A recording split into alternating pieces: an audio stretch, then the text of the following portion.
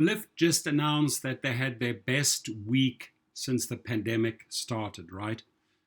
Obviously, more and more people are getting vaccinated. Maybe more people feel encouraged to jump in. Let's just hear this quick interview, and then I will go over this article. It's rather interesting. You're thinking about growth versus profitability in terms of what that balance looks like in terms of how you're approaching this going forward.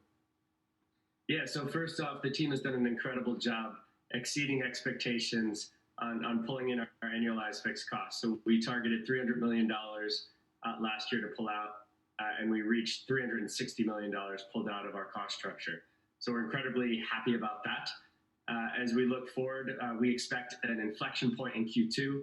We expect Lyft to be an incredibly well-positioned recovery stock, and that's where we see the growth happening, coming out of the vaccines being distributed, going into the second half of next year. The reason I mentioned this idea of the balance between growth and profitability is clearly you're cutting, and the question is, how much of the cuts cut to the muscle, cut to the bone? What does that mean for growth? Does it change that trajectory in either way? No, we're still very early on in what we want to build, and so our focus will be growth. The cuts that we did over last year were we put our heads down and we built better infrastructure. And so there was a reduction to the team size, but the primary work that we did is foundational, just builds a better business, builds a better cost structure, and will not impact our ability to grow. You have been focused on passengers in vehicles while your biggest competitor, Uber, has spent a lot of its mind share building out the food delivery business. How do you think that differentiates both of you? And to the extent that Uber is going to get bigger, does that make it harder for you, even on the passenger side, to the extent that perhaps they'll be able to discount in the future in ways that might be more challenging for you? Yeah, I mean, we've been hearing this for almost a decade. Lyft has been that underdog that has been doubted, has been counted out multiple times, and we keep coming back stronger. We keep growing our share. Our focus is paying off, and it will continue to pay off. So they're showing that they are not winning in the food delivery space, that there is not the synergies that they pointed to, and our focus on transportation of passengers will help us win in this space. You are sticking with your investments in building out an autonomous vehicle and that effort. Uber has stopped. Speak to why you're staying in, and I'm curious what you first thought when you heard the news that Uber was getting out of that business. I don't react too strongly to what our competitor does. Again, my co-founder and I have been at this for Lyft for over 8 years, but working together for over 13, focused on the same mission. So we're focused on what we control, what we do, and what we believe is the right strategy, and that is paying off and will continue to pay off over time. In terms of autonomous, we feel incredibly well positioned as the rideshare network that has all the capabilities to increase the revenue per mile of an autonomous vehicle and decrease the cost per mile of an autonomous vehicle. What we're doing, there's multiple aspects to, including fleet management, investments that others aren't making in the business. And so we have a two-pronged strategy, which is developing our own data-driven autonomy, as well as working with an open platform, which allows other companies with great technology to put their vehicles and make the most money on our platform. You made some comments recently about not being in the food business, but suggesting that you might be get into the non-perishable business. What does that mean?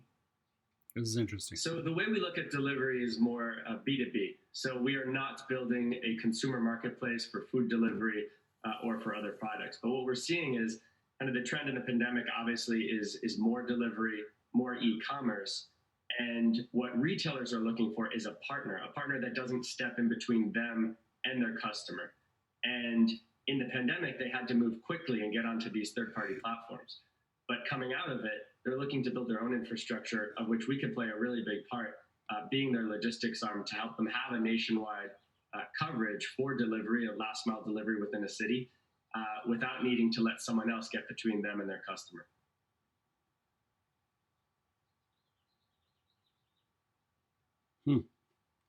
Interesting.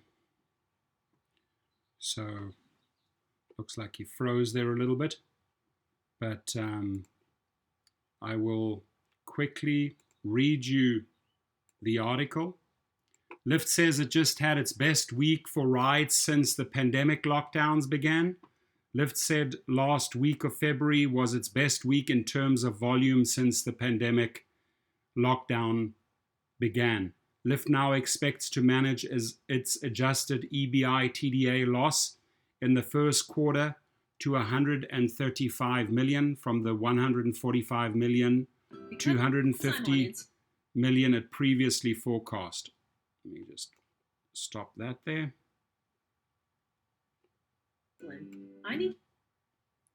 Apologize.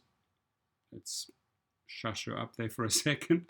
The company expects the second half of March to show positive year-over-year growth in ride-sharing volume.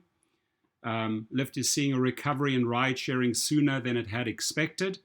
In a filing with the SEC Tuesday, the company said that improving trends will allow it to narrow losses in the current quarter by more than expected. And sort of makes sense because I hear more and more drivers returning. You know, they're PUA now and all that assistance ran out, so now it's time to make cash again. What's happening? The drivers are going back to work, right?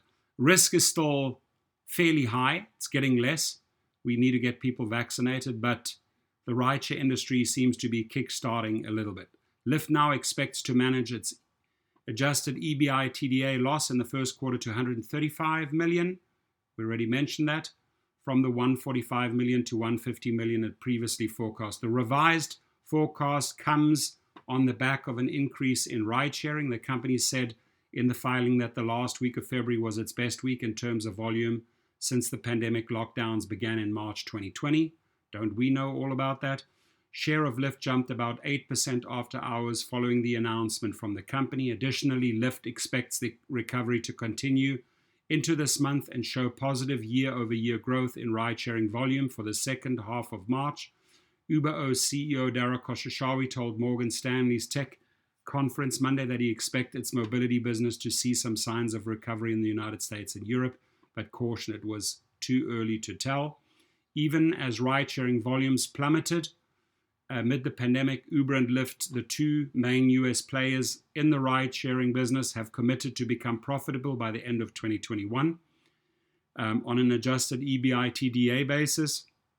But while both companies have aggressively cut costs over last year, the strategies have been different.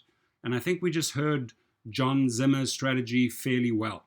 Uber has spun off its more unprofitable businesses and made big bets in the food delivery space in an effort to replace revenue lost from ride-sharing. Lyft has kept its focus on ride-sharing and looked toward a reopening of the broader economy.